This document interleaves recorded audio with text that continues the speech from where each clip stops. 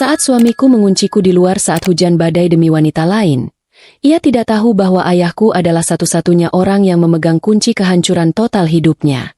Sebelum kita mulai lebih lanjut, yuk, tekan tombol suka, serta tombol subscribe agar tidak ketinggalan kisah menarik lainnya. Dan jangan lupa absen asal kota Bapak Ibu di kolom komentar. Semoga rezeki kita semua dilancarkan, kesehatan kita diberkahi, dan keluarga kita selalu harmonis dalam lindungannya. Amin. Udara di lantai teratas apartemen mewah ini seharusnya dingin dan tenang, tetapi malam ini, ia panas oleh arogansi dan pengkhianatan. Aku, Aisyah, berdiri di sudut ruangan penthouse megah yang baru saja kami tempati.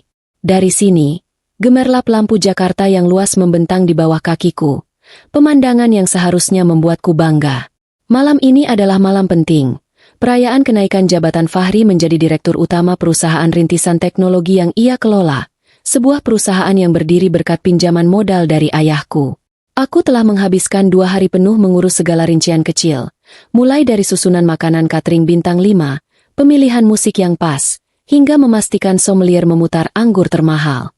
Kakiku pegal luar biasa, tetapi aku rela, demi melihat senyum tulus dari suamiku. Namun, senyum tulus itu tak kunjung kudapatkan. Yang ada hanya anggukan sekilas dan tatapan mata yang dingin seolah aku adalah hantu yang kebetulan lewat.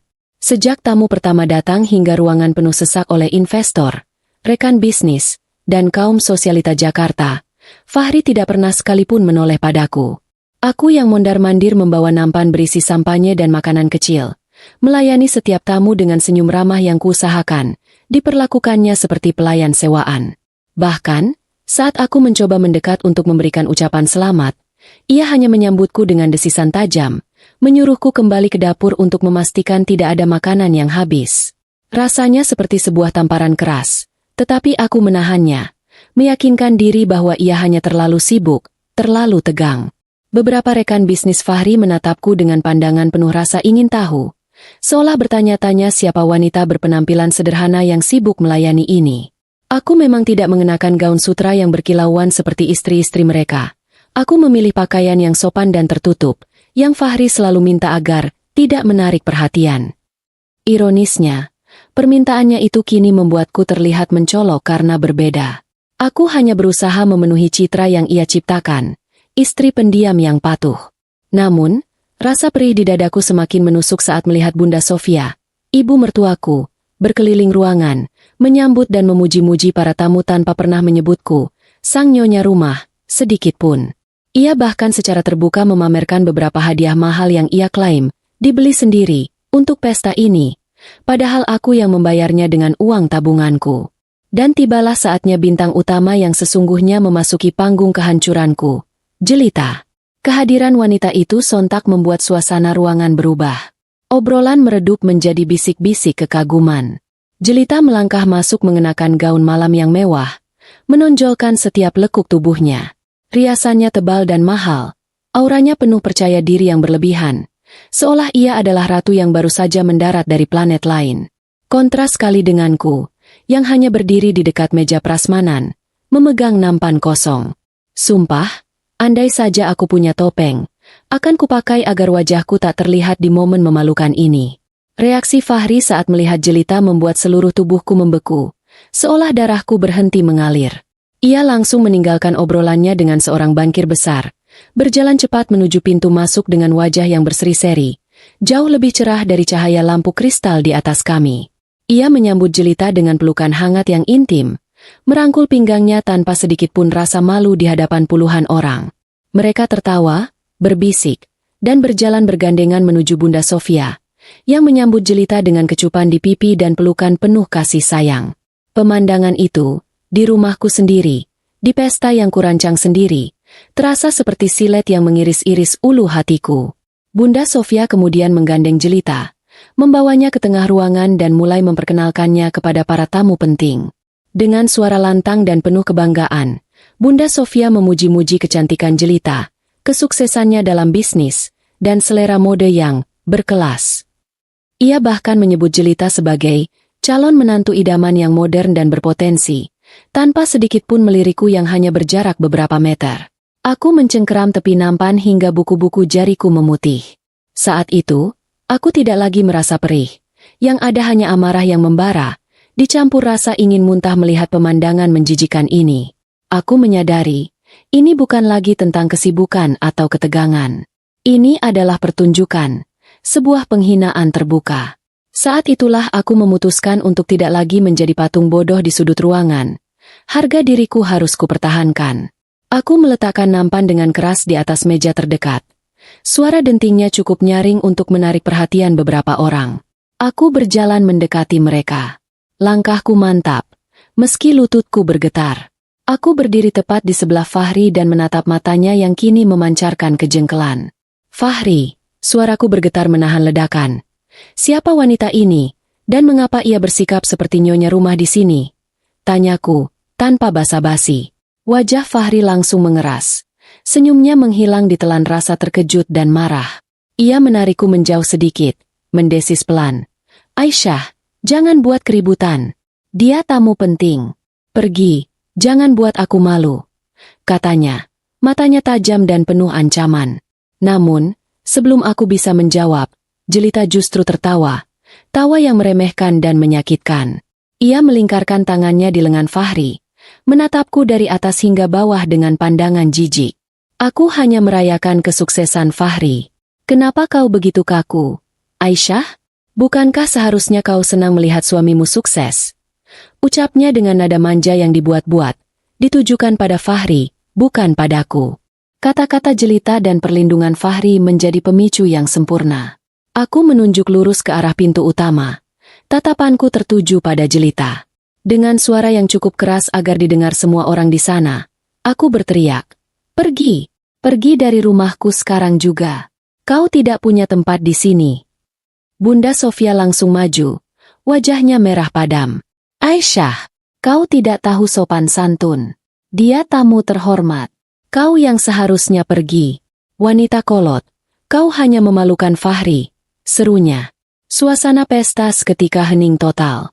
Semua mata tertuju pada kami. Ada yang kaget, ada yang menikmati drama, tetapi tidak ada satupun yang mencoba melerai. Tiba-tiba, cengkeraman tangan Fahri mendarat di pergelangan tanganku. Sangat kuat hingga terasa sakit menusuk tulang. Ia menyeretku, memaksa, menjauh dari kerumunan yang mulai berbisik-bisik. Kau merusak malamku. Kau selalu membuat masalah. Kau tidak tahu diri. Geramnya, menyeretku dengan langkah cepat menuju pintu luar. Aku mencoba melawan, memohon agar ia melepaskanku, tetapi ia tuli. Air mataku akhirnya tumpah. Bukan karena sakit fisik, tetapi karena kehancuran harga diri di depan banyak orang. Aku sempat melihat Bunda Sofia dan Jelita saling bertatapan dengan senyum kemenangan, seolah ini adalah bagian dari rencana mereka. Tepat di depan pintu teras luar, di mana gemuruh guntur mulai terdengar, Fahri mendorongku keluar dengan kasar. Tubuhku terhuyung dan hampir jatuh di lantai marmer yang dingin. Angin kencang langsung menerpa wajahku. Kalau kau tidak bisa menerima Jelita, kau tidak punya tempat di sini. Aku lebih memilih wanita yang mengerti ambisiku daripada istri yang hanya bisa merengek dan memalukan. Teriaknya tepat di wajahku, suaranya bersaing dengan suara petir yang menyambar. Lalu, tanpa memberiku kesempatan untuk menjawab, ia membanting pintu besar itu dengan keras. Suara pintu yang terbanting itu menjadi vonis kematian bagi pernikahanku. Detik berikutnya, aku mendengar suara kunci diputar dari dalam, memastikan aku benar-benar terisolasi. Hujan deras langsung mengguyurku tanpa ampun. Dalam hitungan detik, pakaianku basah kuyup, menempel dingin di kulit. Aku mencoba memutar gagang pintu, menggedor, memanggil namanya, tetapi suaraku tenggelam. Tidak ada jawaban, tidak ada langkah kaki yang mendekat, hanya keheningan yang mematikan dari balik pintu tebal itu. Aku melangkah gontai menuju jendela besar ruang tamu, di mana pesta itu berlangsung. Aku ingin tahu, apakah ia punya sedikit rasa penyesalan, sedikit rasa kemanusiaan. Dari balik kaca yang buram oleh air hujan, aku melihat pemandangan yang menghancurkan semua harapan kecilku. Di dalam, di ruangan yang terang dan hangat, pesta berlanjut. Fahri dan Jelita sedang tertawa, memotong kue perayaan bersama. Tangan Fahri menggenggam tangan Jelita di gagang pisau. Bunda Sofia berdiri di samping mereka, bertepuk tangan dengan bangga. Mereka merayakan di atas penderitaanku. Aku merosot jatuh di teras, meringkuk kedinginan. Air hujan bercampur dengan air mataku. Gigiku bergemeletuk tak terkendali. Aku teringat semua pengorbananku. Menjual perhiasan peninggalan ibuku untuk modal perusahaan rintisan Fahri. Hidup hemat bertahun-tahun demi cita-citanya. Semua itu dibalas dengan sebuah pengusiran kejam di tengah badai. Aku memeluk tubuhku sendiri, memohon dalam hati agar penderitaan ini segera berakhir. Aku tidak ingin mati konyol di sini, tetapi rasanya kesadaranku mulai memudar. Mungkin sudah 1 jam aku tergeletak di sana, merasakan dinginnya air hujan yang menusuk hingga ke sumsum tulang, ketika sebuah cahaya terang menyorot dari kejauhan. Cahaya itu semakin mendekat, menembus tirai hujan lebat. Sebuah mobil limusin berwarna hitam pekat, sangat besar, melaju pelan, memasuki area gedung. Mobil itu berhenti tepat di depan teras apartemenku. Jantungku berdebar lemah. Aku tahu, mobil itu bukan mobil biasa. Itu adalah mobil anti peluru. Pintu mobil terbuka, dan seorang pria berjas tebal keluar. Tangannya memegang payung besar. Lalu, keluarlah sosok yang selalu kukenal dan kurindukan. Sosok yang penuh wibawa dan kekuasaan. Dia adalah Ayah Wirawan. Matanya yang tajam menyapu sekeliling, sebelum akhirnya pandangannya jatuh padaku, putrinya, yang tergeletak basah kuyup di lantai. Wajahnya yang biasanya tenang, kini memancarkan kemarahan yang luar biasa. Ia bergegas menghampiriku, melupakan jas mahalnya yang mulai basah. "Aisyah," panggilnya. Suaranya bergetar menahan amarah yang meletup-letup. Ia berlutut di sampingku, tanpa peduli lututnya basah, memegang wajahku yang sedingin es. Tangannya hangat, tetapi matanya dingin dan menakutkan. Ia memelukku erat, menyelimutiku dengan jas tebalnya yang langsung memberikan sedikit kehangatan. Kemudian, ia mendongak, menatap ke jendela tempat Fahri dan Jelita berpesta ria. Dalam sekejap, air muka Ayah Wirawan berubah total, dari ayah yang hangat menjadi seorang raja yang murka. Ia bangkit berdiri, dibantu oleh pengawal pribadinya. Ia berjalan tegak, memancarkan aura kekuasaan yang bisa membekukan siapapun. Dengan napas berat, ia menunjuk ke arah jendela tempat pesta itu berlangsung. Ia menoleh ke arah kepala pengawal dan penasihat hukum yang sudah siaga. "Habisi dia," perintahnya. Suaranya pelan tetapi menusuk, memotong suara hujan deras. Penasihat hukum dan para pengawal mengangguk serempak. Ayah Wirawan kembali menatapku. Matanya kini dipenuhi janji perlindungan dan keadilan. "Aku tahu, perintah, habisi dia, itu bukan untuk membunuh fisik, tetapi untuk menghancurkan, menceraikan, dan memenjarakan hidup Fahri sampai tidak bersisa." Malam itu, nasib Fahri, Bunda Sofia, dan Jelita telah diputuskan di bawah guyuran hujan, oleh satu kata mutlak dari ayahku. Perintah, habisi dia, yang dilontarkan Ayah Wirawan terdengar mutlak dan tanpa celah. Sebuah titah yang setara dengan palu godam yang menghantam takdir Fahri.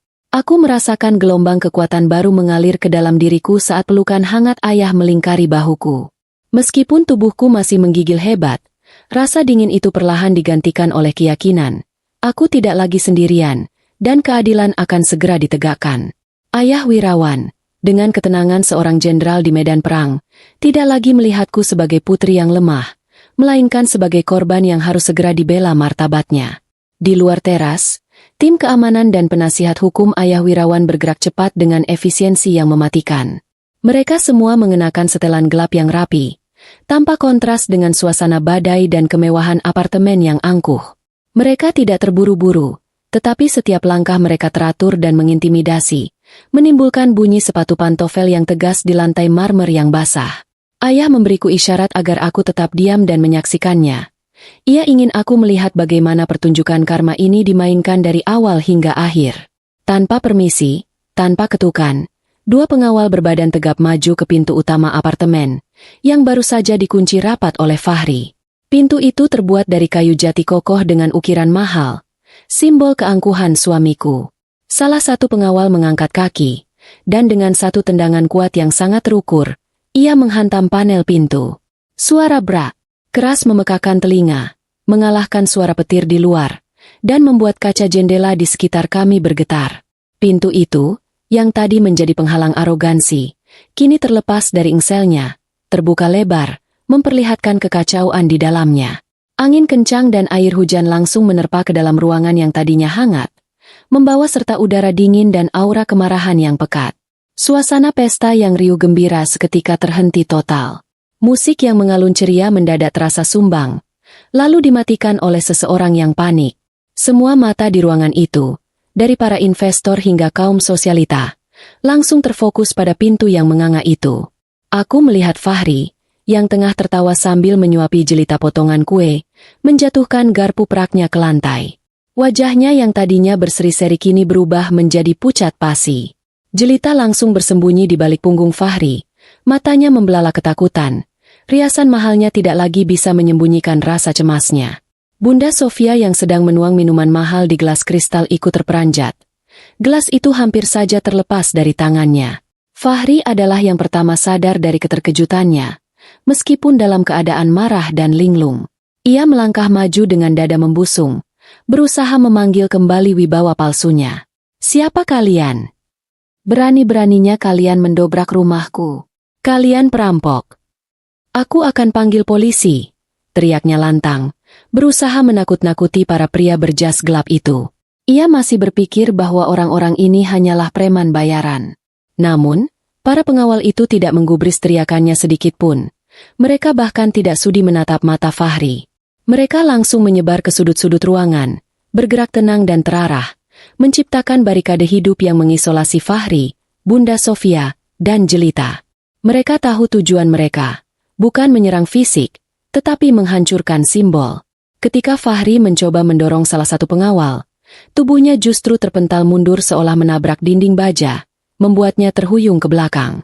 Saat itulah ayah Wirawan melangkah masuk ke dalam apartemen, diikuti olehku dan kepala penasihat hukumnya. Ayah berjalan perlahan, suara ketukan tongkat mahoninya di lantai marmer menggema, memancarkan wibawa yang sangat dominan. Di belakang ayah, aku berjalan tertatih, dipapah oleh salah satu sopir pribadi ayah. Kontras sekali penampilanku dengan kemewahan ruangan itu. Aku basah kuyup, jilbabku berantakan, dan air menetes dari pakaianku membasahi lantai mahal itu. Fahri langsung mengenali ayah Wirawan. Ekspresinya berubah dari marah menjadi bingung, lalu sinis yang dipaksakan. Bunda Sofia bereaksi lebih dulu. Ia tertawa nyaring, tawa yang dibuat-buat untuk menutupi rasa takutnya.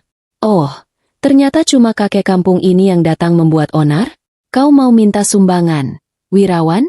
Kau tidak lihat putri manjamu sudah merusak pesta anakku. Serunya menghina ayahku di depan umum. Jelita ikut terkikik kecil. Ayah Wirawan berhenti tepat di bawah lampu kristal utama, pusat dari seluruh ruangan. Ia tidak menjawab hinaan Bunda Sofia. Wajahnya tenang, tetapi matanya memancarkan dingin yang membuat bulu kuduk merinding. Ia menghentakkan tongkatnya ke lantai sekali. Tuk! Suara itu membungkam tawa Bunda Sofia dan Jelita seketika. Ayah menatap lurus ke arah Fahri. Suaranya tenang, tetapi penuh ancaman mematikan. Aku datang bukan untuk meminta-minta. Fahri, aku datang untuk mengambil kembali apa yang seharusnya tidak pernah kau nikmati, katanya. Fahri mengerutkan kening. Tidak mengerti. Ia masih menyuruhku dan ayah untuk keluar sebelum ia memanggil keamanan gedung. Sebuah kebodohan fatal. Ayah Wirawan kemudian memberikan isyarat mata kepada para pengawalnya. Kode untuk memulai penghancuran tahap pertama. Tanpa peringatan, 3 pengawal bergerak. Salah satunya mendekati meja tempat kue ulang tahun setinggi 3 tingkat itu berdiri. Dengan satu gerakan kuat yang terencana, ia mendorong kue itu. Bruk! Kue mahal itu jatuh ke lantai. Hancur berantakan, krim dan bolu berserakan, mengotori lantai marmer putih. Fahri dan Jelita berteriak histeris. Tidak percaya. Belum sempat mereka protes. Pengawal lain menarik taplak meja prasmanan dengan kasar.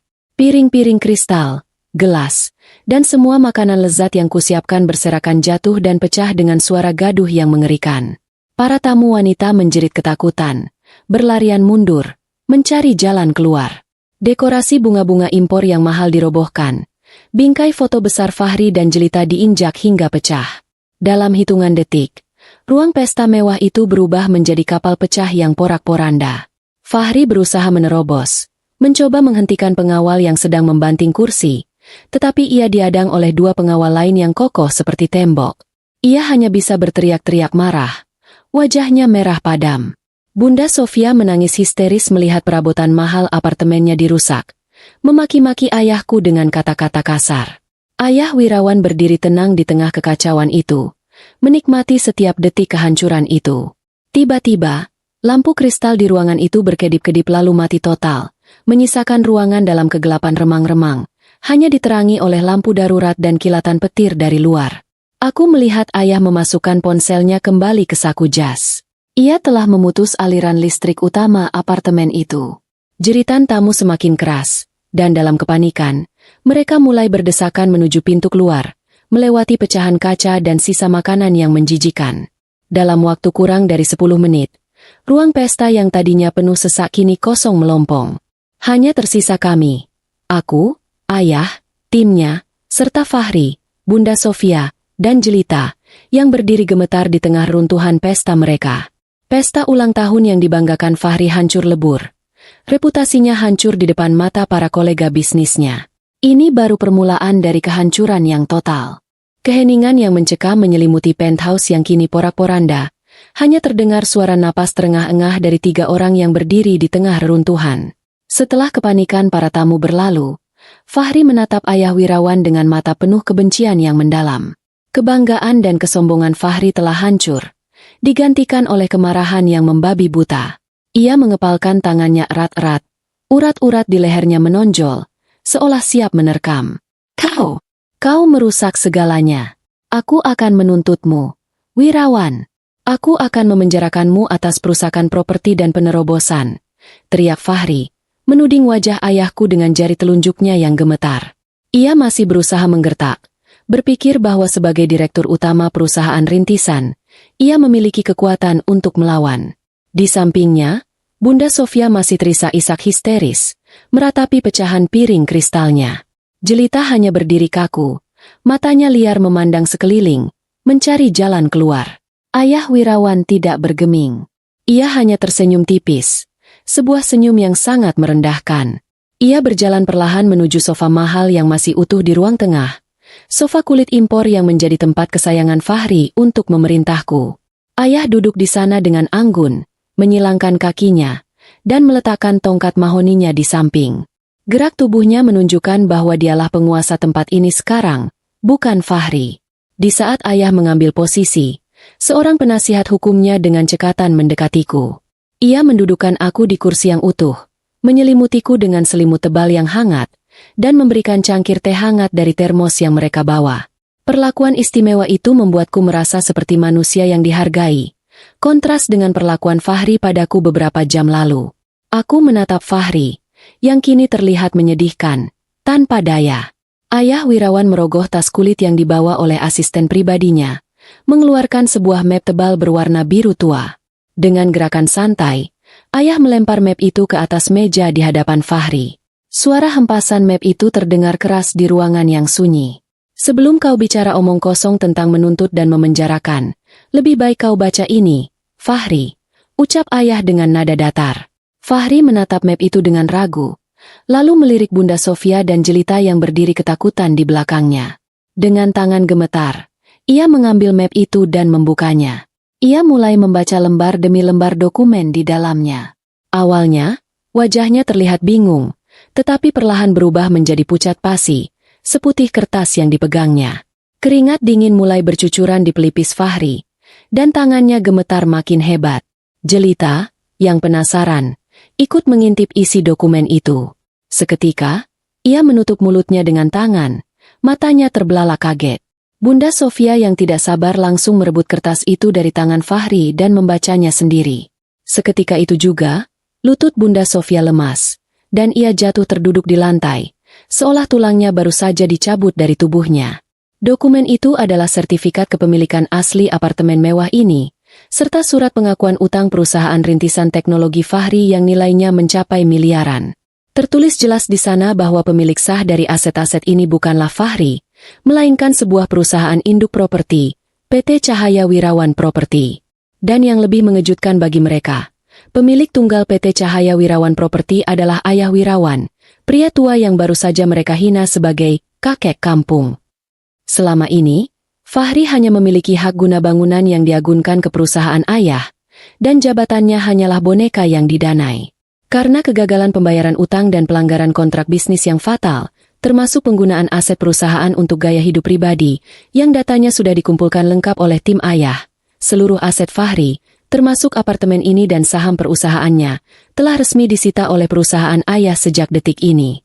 Ayah Wirawan berbicara dengan suara yang menggema di ruangan sunyi itu, menjelaskan perannya sebagai investor malaikat, Fahri. Aku memberikan modal, dana tak terbatas, dan koneksi agar kau bisa sukses. Semua itu demi Aisyah, putriku. Aku diam-diam mendukungmu agar kau bisa membahagiakannya, kata ayah. Tapi apa balasanmu? Kau berselingkuh, menghina putriku, dan mengusirnya seperti anjing kurap saat badai. Aku bisa memberimu segalanya dalam sekejap mata, dan aku juga bisa mengambilnya kembali dalam sekejap mata. Bahkan lebih cepat, tutup ayah, dengan tatapan tajam tak terhindarkan. Fahri menjatuhkan map itu ke lantai. Ia menatap ayah dengan pandangan tidak percaya, menggelengkan kepalanya berkali-kali, bergumam bahwa ini tidak mungkin, ini pasti palsu. Kesombongannya hancur berkeping-keping. Ia menyadari bahwa ia baru saja membangunkan naga tidur, menantang orang yang memegang nyawa finansialnya. Bunda Sofia yang tadi garang kini merangkak mendekati kaki ayah Wirawan. Wajahnya basah oleh air mata ketakutan. Ia mencoba memegang kaki ayah, tetapi ditepis kasar oleh pengawal. Ia memohon ampun dengan suara serak, mengatakan ini semua salah paham, dan memuji-muji ayah sebagai besan terbaik yang dermawan. Sungguh pemandangan yang menyedihkan dan menjijikan. Jelita yang menyadari situasinya sudah berbalik 180 derajat mulai mundur perlahan menuju pintu belakang. Dia tidak mau terlibat dalam kebangkrutan ini. Namun, mata tajam ayah menangkap gerakannya. Jangan bergerak, bentak ayah. Tidak ada satu orang pun yang boleh keluar dari ruangan ini sebelum aku selesai bicara. Jelita membeku di tempat. Wajahnya pucat ketakutan.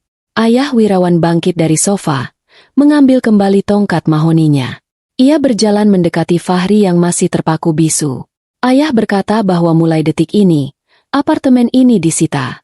Semua barang mewah di dalamnya, mobil di garasi, dan semua fasilitas yang mereka nikmati kini adalah milik PT Cahaya Wirawan Properti.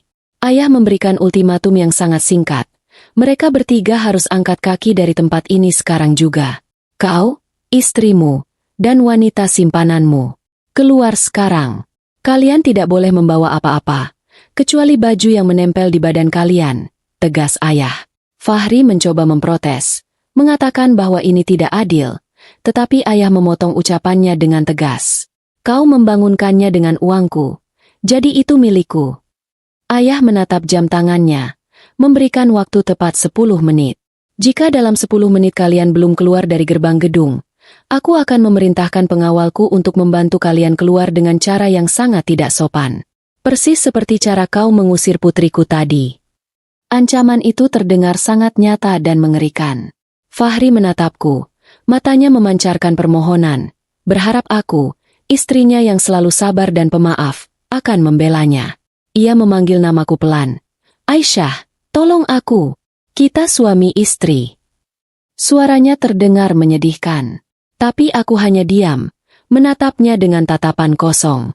Hatiku sudah mati untuknya sejak ia menutup pintu di depan wajahku. Aku memalingkan wajah, membiarkan ayah menyelesaikan apa yang harus diselesaikan. Tidak ada lagi belas kasihan untuk pria yang tidak punya hati. Waktu 10 menit yang diberikan ayah Wirawan terasa berjalan begitu cepat. Seolah pasir yang lolos dari genggaman tangan. Di tengah ruang tengah yang porak-poranda itu, suasana berubah menjadi panggung kepanikan yang menyedihkan. Fahri yang baru saja kehilangan harga dirinya, kini berlarian seperti orang gila menuju kamar tidur utama. Ia berniat mengambil barang-barang berharga apa saja yang bisa diselamatkan, seperti jam tangan koleksinya, uang tunai di brankas, atau ponselnya. Namun, langkahnya terhenti keras di depan pintu kamar, di mana 2 pengawal ayah sudah berdiri menghalangi jalan masuk. Mereka melipat tangan di dada dengan tatapan dingin, membuat nyali Fahri ciut seketika. Fahri mencoba bernegosiasi, memohon agar diizinkan masuk sebentar saja untuk mengambil dompet dan ponselnya. Aku tidak bisa hidup tanpa alat komunikasi. Ini keterlaluan. serunya. Suaranya putus asa. Pengawal itu tidak bergeming sedikit pun. Dan salah satunya menjawab dengan nada berat dan datar bahwa instruksi Ayah Wirawan sudah sangat jelas. Semua barang di dalam apartemen ini, termasuk dompet dan ponsel yang dibeli menggunakan uang perusahaan, sekarang adalah aset sitaan. Fahri benar-benar terpojok. Ia sadar, Ayah tidak main-main. Ayah benar-benar ingin melucuti segalanya darinya hingga ia kembali ke titik nol. Sementara itu, Bunda Sofia melakukan usaha yang jauh lebih memalukan daripada anaknya. Wanita parubaya yang biasanya selalu menjaga citra elegan itu kini menangis meraung-raung sambil berlutut di dekat kakiku. Ia mencoba meraih tanganku, memohon belas kasihan. Wajahnya dibanjiri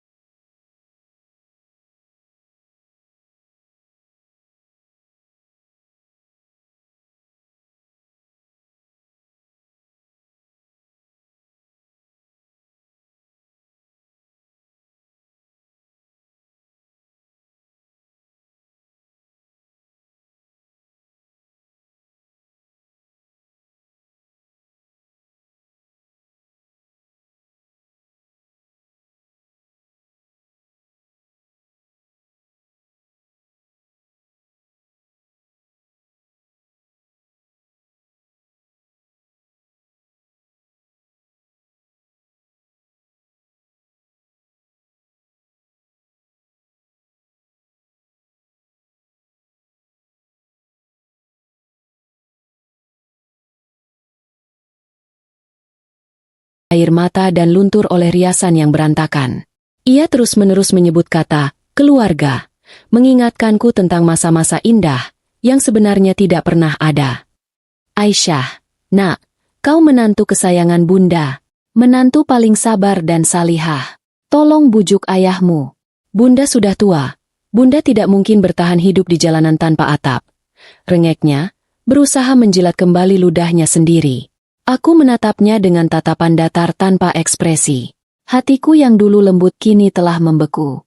Aku teringat betapa kejamnya mulut Bunda Sofia saat menghinaku tadi. Betapa semangatnya ia mendukung perselingkuhan Fahri dengan jelita. Aku menarik tanganku perlahan dari jangkauan Bunda Sofia. Dengan suara yang tenang namun menusuk tajam, aku mengingatkannya. Bunda, aku ingat betul bagaimana perlakuan kalian padaku. 10 menit yang lalu, Bunda yang menyuruhku keluar saat hujan badai. Keluarga tidak akan membiarkan anaknya mati kedinginan di luar demi membela orang asing, kataku. Kata-kataku menampar kesadaran Bunda Sofia. Ia terdiam, tidak bisa membantah kenyataan. Jelita di sisi lain, berusaha bersikap lebih cerdik. Ia diam-diam mencoba menyelinap ke arah pintu dapur, berharap bisa kabur tanpa ketahuan. Tangan kanannya mencengkram erat tas tangannya, di mana ia menyembunyikan beberapa perhiasan milik Bunda Sofia yang sempat ia ambil dari meja rias saat pesta berlangsung. Mata Ayah Wirawan yang tajam tidak melewatkan satu gerakan pun. Ayah memberi kode dagu pada kepala pengawal. Dengan sigap, pengawal itu mengejar jelita dan menahan langkahnya tepat di ambang pintu dapur. Pengawal itu meminta tas tangan jelita dengan paksa. Jelita meronta, berteriak bahwa itu adalah barang pribadinya. Setelah tarik-menarik singkat, tas itu berpindah tangan. Pengawal itu membalikan tas jelita, dan berjatuhanlah cincin, kalung, dan gelang emas milik Bunda Sofia. Bunda Sofia membelalak kaget melihat perhiasannya ada di tas jelita. Tidak menyangka wanita yang dipujanya itu ternyata seorang pencuri. Wajah jelita memerah padam. Ia ketahuan. Rasa malu dan marah membuat Bunda Sofia bangkit dan langsung melabrak jelita, berteriak histeris. Dasar ular! Kau mencuri perhiasanku. Kekacauan kecil itu menjadi penutup sempurna bagi drama kehinaan mereka. Tepat pada detik itu, waktu 10 menit yang diberikan Ayah Wirawan habis. Ayah memukul tongkatnya ke lantai sekali lagi. Tanda bahwa toleransi sudah berakhir. Para pengawal langsung bergerak serentak. Mereka menggiring Fahri, Bunda Sofia, dan jelita ke arah pintu utama dengan ketegasan yang mutlak, tetapi tanpa kekerasan fisik. Fahri mencoba bertahan dengan berpegangan pada kusen pintu, berteriak memanggil namaku sekali lagi. Aisyah! Tapi tenaga dua pengawal yang mendorongnya jauh lebih kuat. Ia terdorong keluar melewati ambang pintu, diikuti oleh Bunda Sofia yang masih menangis histeris, dan jelita yang memaki-maki kasar. Mereka bertiga terlempar ke teras depan yang basah kuyup. Hujan masih turun dengan deras. Seolah alam semesta setuju untuk membersihkan jejak mereka dari apartemen ini. Pintu jati besar itu kemudian ditutup kembali dengan keras tepat di hadapan wajah mereka. Brak! Suara itu sama persis dengan suara saat Fahri menutup pintu untukku tadi. Tetapi kali ini posisinya berbalik. Dari balik pintu, terdengar suara kunci diputar 2 kali, memastikan tidak ada jalan kembali bagi mereka. Fahri menggedor pintu dengan kepalan tangannya, berteriak frustrasi, tapi suaranya sia-sia ditelan suara guntur. Aku masih duduk diam di sofa, air mata menetes perlahan di pipiku, bukan air mata kesedihan karena kehilangan suami, tetapi air mata kelegaan karena beban berat yang selama ini menindih dadaku akhirnya terangkat. Ayah Wirawan memeluk pundakku, memberikan kekuatan. Ayah berkata bahwa mulai malam ini, hidupku akan berubah total, dan tidak ada lagi yang bisa menyakitiku. Para pelayan yang bekerja di apartemen ini, yang selama ini diam karena takut pada Fahri dan Bunda Sofia, kini mulai muncul. Ayah memberikan instruksi agar apartemen ini segera dibersihkan dari sisa-sisa pesta dan barang-barang milik Fahri yang masih tertinggal. Aku menatap ke arah jendela, melihat bayangan 3 orang di luar sana yang sedang bertarung dengan nasib mereka sendiri. Aku tahu, ini adalah awal dari kehancuran total Fahri. Di hatiku, tidak ada lagi rasa kasihan, hanya rasa keadilan yang akhirnya ditegakkan. Di luar pintu gerbang gedung apartemen mewah itu, hujan deras mengguyur Fahri, Bunda Sofia, dan Jelita tanpa ampun. Dalam hitungan detik, pakaian pesta mereka yang mahal sudah basah kuyup, melekat tak nyaman di kulit. Rasa dingin yang menusuk tulang langsung menyergap mereka. Persis seperti rasa dingin yang kualami 1 jam yang lalu. Mereka berdiri menggigil di depan gerbang tinggi dan kokoh yang kini tertutup rapat. Lampu-lampu lobi apartemen yang biasanya gemerlap kini tampak jauh dan angkuh. Jalanan di depan gedung mewah itu sepi. Mobil-mobil tamu undangan sudah lama pergi, membuktikan bahwa persahabatan mereka hanya didasari oleh uang dan status. Tidak ada satupun teman Fahri yang menunggu atau menawarkan bantuan. Mereka semua kabur begitu melihat tanda-tanda kejatuhan Fahri. Fahri mengusap wajahnya yang basah kasar, menatap rumah megah yang baru saja tertutup baginya itu dengan tatapan kosong. Pikirannya kacau balau. Tadi sore ia adalah direktur utama yang sukses, pemilik penthouse mewah, dan dikelilingi wanita cantik. Sekarang, ia tidak lebih dari seorang gelandangan yang tidak punya uang sepeser pun di kantongnya. Dompet, ponsel, kunci mobil, semuanya sudah disita. Bunda Sofia menggigil hebat di samping Fahri. Giginya bergemeretuk keras. Gaun mahalnya kini kotor terkena cipratan lumpur. Bunda Sofia mulai merengek, menyalahkan Fahri atas semua kejadian ini. Ia memukul lengan anaknya dengan lemah. Bertanya kenapa Fahri begitu bodoh sampai tidak tahu kalau ayahku adalah pemilik perusahaan. Ia meratapi nasibnya yang harus kehujanan di usia tua. Omelan Bunda Sofia yang tiada henti membuat kepala Fahri semakin pening. Emosi Fahri yang sudah diubun-ubun akhirnya meledak. Ia membentak ibunya agar diam, bentakan yang membuat Bunda Sofia terdiam kaget. Tidak menyangka anak emasnya berani membentaknya. Di sisi lain, Jelita berdiri agak menjauh dari mereka. Jelita menatap Fahri dengan tatapan jijik. Riasan wajahnya luntur total, membuatnya terlihat mengerikan seperti badut yang menangis. Gaun pestanya yang panjang menyeret di aspal yang becek. Ia merasa tertipu mentah-mentah. Selama ini ia mendekati Fahri karena mengira Fahri adalah pria kaya raya yang bisa menjamin masa depannya. Tapi ternyata, Fahri hanyalah orang miskin yang hidup dari belas kasihan ayahku. Pertengkaran pun pecah di antara mereka, disaksikan oleh rintik hujan dan dinginnya malam. Jelita mulai memaki Fahri dengan kata-kata kasar. Ia menyebut Fahri penipu, pria tidak berguna, dan pecundang. Ia menyesal pernah mengenal Fahri, menyalahkannya karena telah menyeretnya ke dalam masalah ini. Fahri yang tidak terima dihina, balik menyerang Jelita, mengungkit bahwa Jelita juga bersalah karena mencuri perhiasan ibunya. Mereka saling menyalahkan dan membuka aib masing-masing. Tiba-tiba, sebuah taksi melintas pelan di jalan depan kompleks apartemen itu. Mata Jelita langsung berbinar melihat harapan. Tanpa mempedulikan Fahri dan Bunda Sofia, Jelita berlari ke tengah jalan sambil melambaikan tangannya dengan panik. Taksi itu berhenti di dekat trotoar. Fahri yang melihat itu mencoba ikut masuk, berpikir bahwa mereka bisa pergi bersama ke tempat teman untuk sementara waktu. Ia memegang pintu taksi berharap Jelita akan memberinya tumpangan. Namun, Jelita menepis tangan Fahri dengan kasar. Ia menatap Fahri dengan tatapan dingin dan penuh penghinaan. "Aku tidak sudi satu mobil dengan gelandangan," kata Jelita. Suaranya menusuk.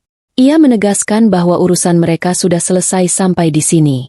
Ia tidak mau hidup susah mengurusi pria miskin dan ibunya yang rewel. Ternyata, Jelita masih menyembunyikan kartu kredit cadangan dan sedikit uang tunai di balik saku tersembunyi gaunnya yang tidak sempat diperiksa pengawal tadi. Tanpa rasa bersalah sedikit pun, Jelita masuk ke dalam taksi dan membanting pintunya tepat di depan hidung Fahri. Taksi itu melaju pergi menembus hujan, membawa Jelita menjauh dari kehidupan mereka. Fahri terpaku, melihat taksi itu menghilang di tikungan jalan. Ia ditinggalkan begitu saja seperti sampah yang tidak berharga. Ia baru saja merasakan karma instan yang sangat menyakitkan. Ia mencampakkan istri yang tulus demi wanita yang ia kira mencintainya. Tetapi wanita itu justru mencampakkannya di detik pertama ia jatuh miskin. Fahri menoleh ke arah ibunya yang masih duduk di trotoar basah. Kini hanya tinggal mereka berdua, tanpa uang, tanpa rumah, dan tanpa tujuan. Rasa dingin semakin menusuk, dan Bunda Sofia mulai batuk-batuk. Suaranya terdengar parah. Fahri sadar ia tidak bisa terus berdiam diri di sini. Mereka harus mencari tempat berteduh. Setidaknya emperan toko atau pos ronda yang kosong. Dengan langkah gontai, Fahri memapah ibunya berdiri. Mereka berjalan tertatih-tatih menyusuri trotoar yang sepi, menjauh dari gedung mewah yang dulu mereka banggakan. Setiap langkah terasa sangat berat. Bayangan wajahku yang tenang saat mereka diusir tadi terus menghantui pikiran Fahri. Ia sadar telah membuang berlian demi menggenggam kerikil, dan sekarang kerikil itu pun telah hilang, menyisakan tangan yang kosong dan luka yang menganga. Malam itu menjadi malam terpanjang dalam hidup Fahri, malam di mana ia belajar arti kehilangan yang sesungguhnya. Cahaya matahari pagi yang terik menyengat kulit Fahri, memaksanya membuka mata dengan berat. Ia terbangun bukan di atas kasur empuk berseprai sutra di kamar apartemennya yang nyaman, melainkan di atas bangku beton keras di sebuah taman kota yang ramai. Badannya terasa remuk redam. Setiap sendi menjerit kesakitan karena posisi tidur yang tidak wajar. Aroma menyengat dari pakaiannya yang lembab dan kotor segera menyadarkannya pada realitas yang pahit. Ia menoleh ke samping dan melihat ibunya, Bunda Sofia, masih tertidur dengan posisi meringkuk kedinginan. Wajah ibunya terlihat tua dan lelah. Riasannya luntur menyisakan noda hitam di sekitar mata. Mereka benar-benar telah menjadi gelandangan dalam satu malam. Fahri membangunkan ibunya dengan pelan. Bunda Sofia terbangun dengan kaget, lalu mulai menangis lagi saat menyadari nasib mereka. Fahri berusaha menenangkan ibunya, berjanji akan membereskan semuanya hari ini. Ia masih merasa memiliki posisi sebagai direktur di perusahaan rintisan teknologinya. Ia berpikir, setidaknya ia bisa pergi ke kantor, mencairkan gaji terakhir atau bonusnya, lalu menyewa kamar hotel sementara untuk mereka tinggal. Dengan sisa tenaga dan harga diri yang masih ia miliki, Fahri mengajak ibunya berjalan kaki menuju gedung perkantoran tempatnya bekerja. Jaraknya lumayan jauh, dan mereka harus berjalan di bawah panas matahari dengan perut kosong. Orang-orang di jalan menatap mereka dengan pandangan aneh. Penampilan mereka sangat kontras, mengenakan pakaian pesta yang kusut dan kotor, berjalan gontai seperti orang mabuk. Sesampainya di lobi gedung perkantoran yang megah itu, Fahri mencoba melangkah masuk dengan dagu terangkat, berusaha memanggil kembali wibawanya sebagai pimpinan. Namun, langkahnya langsung dihadang oleh dua petugas keamanan berseragam. Petugas keamanan ini adalah orang-orang yang biasanya membungkuk hormat padanya setiap pagi, membukakan pintu dan menyapanya dengan ramah. Tetapi hari ini, tatapan mereka dingin dan tegas. Salah satu petugas keamanan merentangkan tangannya, melarang Fahri melangkah lebih jauh. Fahri marah dan membentak mereka, bertanya apakah mereka tidak mengenali atasan mereka sendiri. Ia mengancam akan memecat mereka jika tidak membiarkannya masuk. Petugas keamanan itu menjawab dengan nada datar tanpa rasa takut sedikit pun. Ia memberitahu Fahri bahwa surat perintah pemecatan Fahri sudah turun pagi-pagi sekali, langsung dari jajaran direksi pusat. Tidak hanya dipecat, nama Fahri juga sudah dimasukkan ke dalam daftar hitam perusahaan. Foto Fahri bahkan sudah ditempel di pos keamanan dengan tulisan besar, "Dilarang masuk." Fahri ternganga tidak percaya. Ia memaksa melihat surat itu. Petugas keamanan itu menunjukkan salinan memo internal yang ditempel di meja resepsionis. Di sana tertulis jelas bahwa Fahri diberhentikan secara tidak hormat karena pelanggaran kode etik berat dan penyalahgunaan wewenang yang merugikan perusahaan. Di bawah surat itu tertera tanda tangan komisaris utama, yang ternyata adalah kuasa hukum dari ayah Wirawan. Dunia Fahri serasa berputar. Ia dipecat dengan cara yang paling memalukan. Aksesnya ke kantor, ke dokumen, ke berangkas pribadinya di ruangan, semuanya tertutup rapat. Ia mencoba memohon, mengatakan bahwa ada barang-barang pribadinya di dalam, tetapi petugas keamanan itu menggeleng tegas, mengatakan bahwa semua barang di ruangan Fahri kini sedang diaudit oleh tim legal ayah Wirawan sebagai barang bukti penyalahgunaan aset. Fahri diusir paksa dari lobi gedung itu, didorong keluar hingga ke trotoar panas. Pegawai-pegawai lain yang berlalu lalang, yang dulu adalah bawahannya, kini memandang Fahri dengan tatapan mencemooh. Bisik-bisik terdengar di mana-mana. Berita tentang Fahri yang diusir dari rumah dan dipecat ternyata sudah menyebar cepat seperti virus di grup pesan singkat kantor.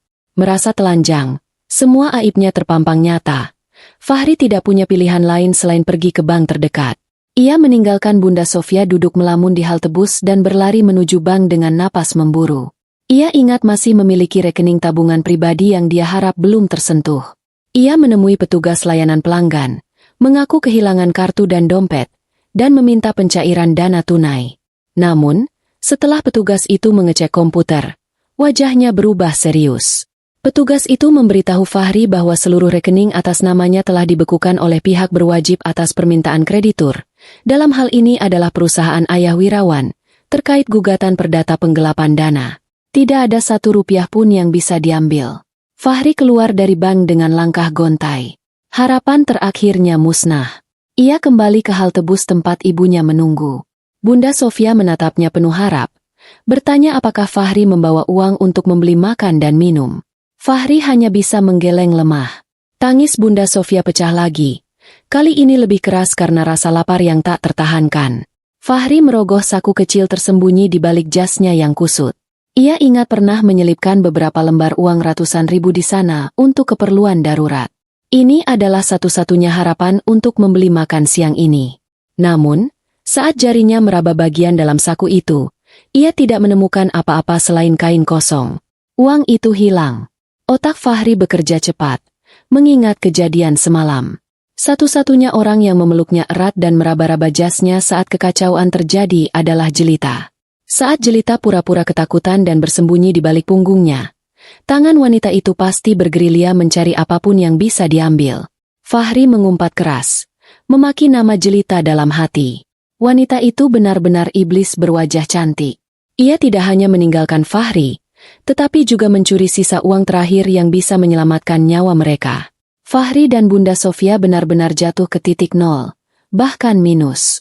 Tanpa uang, tanpa rumah, tanpa pekerjaan, dan dengan perut lapar.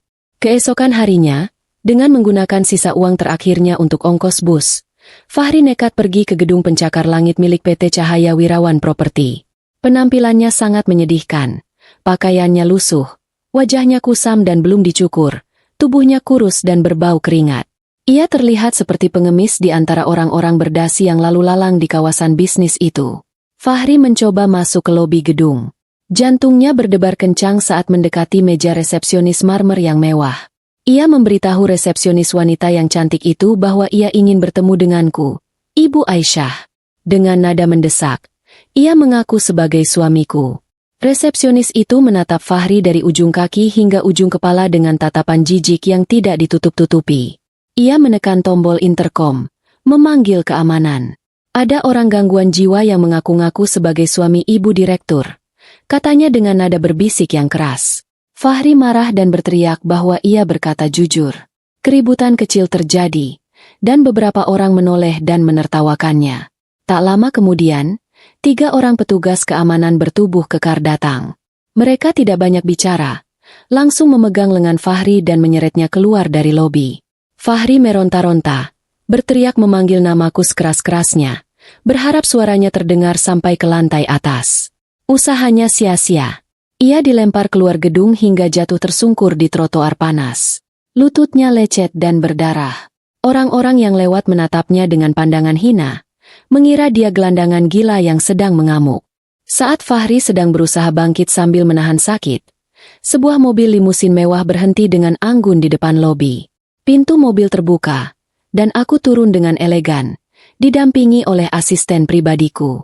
Aku terlihat sangat memukau, jauh lebih cantik, berwibawa, dan bersinar daripada yang pernah Fahri lihat. Fahri merasa mendapat angin segar. Ia bangkit dan berlari mendekati mobil itu, sambil berteriak memanggil namaku. Aisyah, sayang, ini aku, Fahri, suamimu, teriaknya parau. Petugas keamanan segera menghadang Fahri sebelum dia bisa mendekat lebih dari 5 meter. Aku berhenti sejenak. Aku menoleh ke arah sumber suara. Mataku bertemu dengan mata Fahri. Fahri berharap melihat setitik kerinduan atau belas kasihan di sana. Tetapi yang ia dapatkan hanyalah tatapan datar dan dingin. Tidak ada emosi, tidak ada kemarahan, hanya ketidakpedulian yang mutlak. Seolah aku sedang melihat orang asing yang tidak penting, bahkan tidak layak dikenali. Fahri yang dulu kucintai telah mati bagiku, dibunuh oleh perbuatannya sendiri. Aku kemudian membuang muka, kembali menatap ke depan, dan melangkah masuk ke dalam gedung tanpa menoleh lagi. Pintu kaca otomatis tertutup, memisahkan dunia kami berdua selamanya. Fahri berdiri terpaku. Air matanya menetes. Penolakan tanpa kata itu jauh lebih menyakitkan daripada 1000 makian. Ia menyadari bahwa Aisyah yang dulu mencintainya sudah benar-benar hilang. Udara di dalam kontrakan peta itu terasa begitu pengap dan menyesakkan dada, seolah oksigen enggan mampir ke tempat yang menyedihkan itu. Dinding-dindingnya yang kusam dan berjamur mengeluarkan aroma lembab yang bercampur dengan bau obat-obatan murah dan keringat yang mengering. Di sudut ruangan yang sempit, Bunda Sofia terbaring lemah di atas kasur busa tipis, batuknya keras dan menyakitkan. Setiap kali batuk itu datang, tubuh ringkih Bunda Sofia terguncang hebat, wajahnya mengerut menahan sakit. Wanita yang dulunya selalu tampil prima dengan riasan tebal kini tak ubahnya seperti kerangka hidup. Tidak ada lagi sisa-sisa kesombongan yang dulu selalu ia pamerkan di depanku. Yang tersisa hanyalah penyesalan dan rasa sakit yang tak berujung. Fahri duduk bersila di dekat pintu, menghitung recehan logam di telapak tangannya dengan wajah murung. Tangannya yang dulu halus, kini kasar, kapalan, dan penuh luka gores akibat pekerjaan barunya sebagai kuli angkut di pasar induk.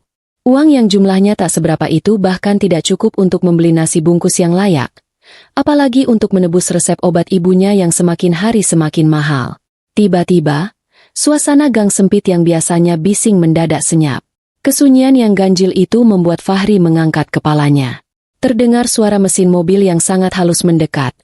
Suara yang sangat asing di lingkungan kumuh seperti ini. Fahri bangkit perlahan dan mengintip dari balik pintu. Matanya terbelalak tak percaya saat melihat sebuah mobil sedan mewah berwarna hitam mengkilap berhenti tepat di depan gang rumah kontrakannya.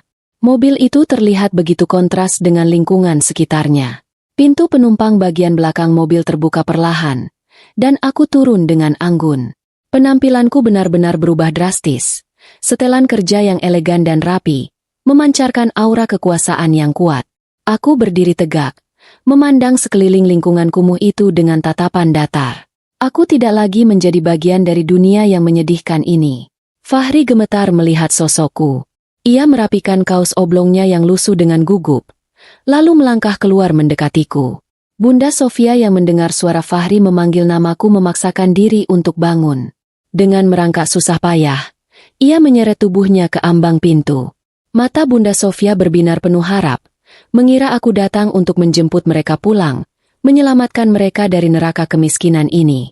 Bunda Sofia mulai menangis, memanggil-manggil namaku dengan suara parau. Namun, harapan mereka hancur seketika saat melihat reaksiku.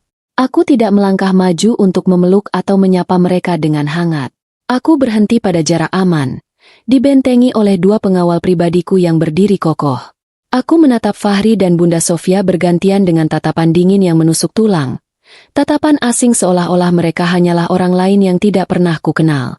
Fahri mencoba membuka mulut untuk bicara, menyusun kata-kata permohonan maaf, tetapi lidahnya keluh saat melihat asistenku maju. Asistenku menyerahkan sebuah amplop coklat tebal kepadanya. Fahri menerima amplop itu dengan tangan gemetar. Dunianya runtuh untuk kedua kalinya saat melihat isi di dalamnya.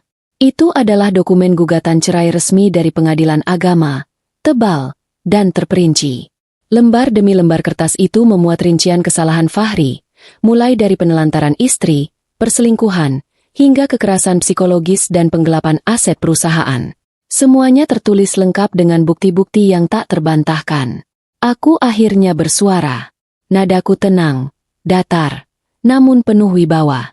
Tanda tangani surat persetujuan cerai itu segera, Fahri, agar proses persidangan bisa berjalan cepat, kataku.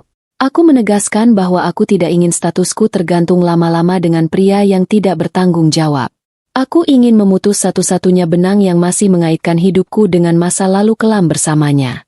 Kata-kata itu diucapkan tanpa emosi, menunjukkan bahwa hatiku sudah benar-benar mati untuk Fahri. Bunda Sofia meraung menangis mendengar ucapanku. Ia memohon agar aku tidak menceraikan Fahri, berjanji akan berubah, bahkan rela menjadi pembantu asalkan bisa tinggal di rumah besar lagi. Aku tidak bergeming. Aku menatap mantan ibu mertuaku itu sekilas. Ada sedikit rasa iba di mataku melihat kondisi wanita tua itu, tetapi ingatan tentang bagaimana ia mengusirku saat hujan deras kembali muncul, menghapus rasa kasihan itu. Aku kemudian mengeluarkan sebuah amplop putih kecil dari tas tanganku. Aku tidak memberikannya langsung ke tangan Fahri, melainkan meletakkannya di atas kursi kayu reot di teras. Di dalam amplop itu ada sejumlah uang, kataku. Fahri dan Bunda Sofia menatap amplop itu dengan mata lapar. Tetapi kalimat selanjutnya dariku menampar harga diri mereka sekeras-kerasnya. Uang itu bukanlah pesangon, bukan pula harta gonogini, apalagi tanda cinta, kataku, suaraku sedikit meninggi agar jelas terdengar. Uang itu adalah uang zakat dan sedekah. Aku memberikannya semata-mata atas dasar kemanusiaan, karena aku wajib membantu fakir miskin dan orang yang terlantar. Aku memberikan uang itu agar Bunda Sofia bisa berobat dan mereka bisa makan layak untuk beberapa hari ke depan. Setelah itu, aku menegaskan tidak akan ada bantuan lagi. Itu adalah sedekah terakhir dariku untuk orang asing yang kebetulan pernah ku kenal.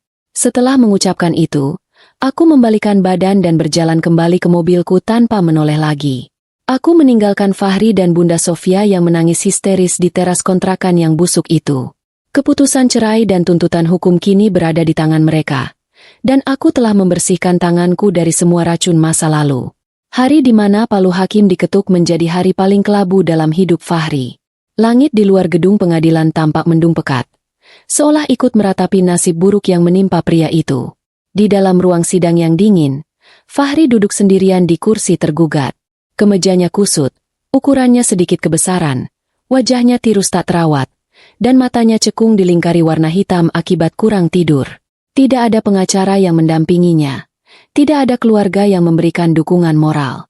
Di seberang meja, aku duduk dengan tenang, didampingi oleh tim kuasa hukum terbaik ayah. Aku tampak bersinar, percaya diri, dan tak tersentuh. Proses sidang berjalan cepat dan telak. Hakim memutuskan mengabulkan seluruh gugatanku. Pernikahan kami resmi berakhir.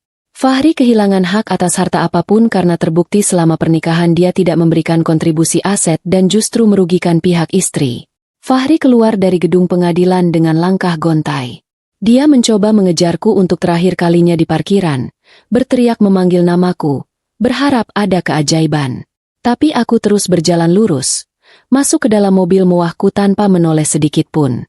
Mobil itu melaju pergi, membawa serta separuh jiwa Fahri yang hancur. Fahri pulang dengan berjalan kaki karena tidak punya uang ongkos. Sesampainya di kontrakan, dia mendapati pemandangan yang lebih mengerikan. Barang-barang miliknya dan ibunya sudah dilempar keluar ke pinggir jalan. Pemilik kontrakan mengusir mereka paksa karena uang sedekah dariku sudah habis untuk membayar utang obat dan mereka tidak sanggup membayar sewa bulan depan. Bunda Sofia duduk meringkuk di emperan toko yang tutup di dekat gang, memeluk buntelan baju bekas mereka erat-erat. Wajahnya pucat pasi, dan bibirnya membiru kedinginan. Hujan mulai turun dengan deras, mengguyur jalanan kota tanpa ampun. Situasi ini bagaikan deja vu yang menyakitkan. Dulu Fahri dan Bunda Sofia lah yang berada di dalam rumah hangat, tertawa melihatku kedinginan di luar. Sekarang roda nasib berputar 180 derajat.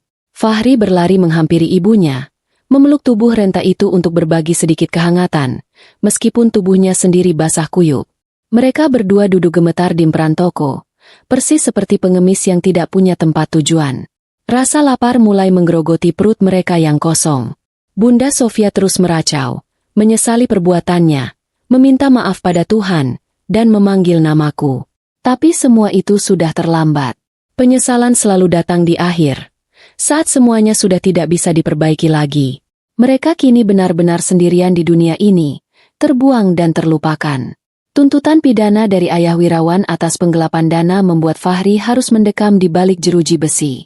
Beberapa bulan kemudian, ia bebas, tetapi statusnya sebagai mantan narapidana dan pengkhianat bisnis membuatnya tidak bisa mendapatkan pekerjaan yang layak. Mereka berdua terpaksa menjadi gelandangan, hidup dari belas kasihan orang. Dinginnya angin malam menusuk hingga ke tulang sumsum, mengingatkan Fahri pada rasa dingin yang pasti kurasakan malam itu. Ia kini paham betapa jahatnya perbuatannya dulu. Di tengah keputusasaan yang memuncak, sebuah mobil limusin mewah melintas perlahan di jalan raya depan tempat mereka berteduh. Mobil itu terjebak kemacetan akibat hujan deras sehingga berjalan sangat pelan. Nyaris berhenti tepat di depan Fahri dan Bunda Sofia. Itu adalah mobil ayah Wirawan. Jantung Fahri seakan berhenti berdetak saat melihatnya. Kaca jendela mobil itu bening terkena sorot lampu jalan, memperlihatkan pemandangan di dalam kabin dengan sangat jelas, layaknya sebuah etalase kehidupan yang sempurna. Di dalam mobil yang hangat dan nyaman itu, Fahri melihatku dan ayah Wirawan duduk berdampingan. Aku memegang cangkir teh hangat, uapnya mengepul lembut. Aku tertawa lepas menanggapi ucapan ayah, sebuah tawa yang begitu tulus dan bahagia. Wajahku terlihat bercahaya, damai, dan penuh harapan. Aku tampak seperti wanita yang telah menemukan kembali hidupnya yang hilang. Di sampingku, ayah tersenyum bangga, menepuk lembut tanganku. Pemandangan itu begitu kontras dengan kondisi Fahri dan Bunda Sofia yang sedang menggigil kedinginan di trotoar yang becek. Hukuman terberat baginya bukanlah kemiskinan atau kelaparan, melainkan harus menyaksikan dengan mata kepala sendiri bahwa wanita yang dulu dia sia-siakan kini hidup sangat bahagia tanpanya. Aku telah bangkit menjadi berlian yang bersinar, sementara Fahri telah hancur menjadi debu jalanan. Mobil itu perlahan mulai melaju kembali saat kemacetan terurai. Aku sama sekali tidak menoleh keluar jendela. Aku tidak melihat mantan suami dan ibu mertuaku yang sedang sekarat di pinggir jalan. Bagiku, masa lalu itu sudah tertutup rapat. Aku terus menatap ke depan, menuju masa depan yang cerah. Mobil itu semakin menjauh. Lampu belakangnya yang merah perlahan menghilang di tengah kabut hujan, membawa pergi satu-satunya cahaya yang pernah ada dalam hidup Fahri. Fahri menjatuhkan kepalanya ke lutut, menangis terseduh-seduh di bawah guyuran hujan yang tak kunjung berhenti. Di sampingnya, Bunda Sofia sudah kehabisan tenaga untuk menangis, hanya bisa memandang kosong ke arah jalanan yang gelap. Perintah, habisi dia, dari ayah Wirawan di awal cerita benar-benar telah terwujud dengan sempurna. Malam itu,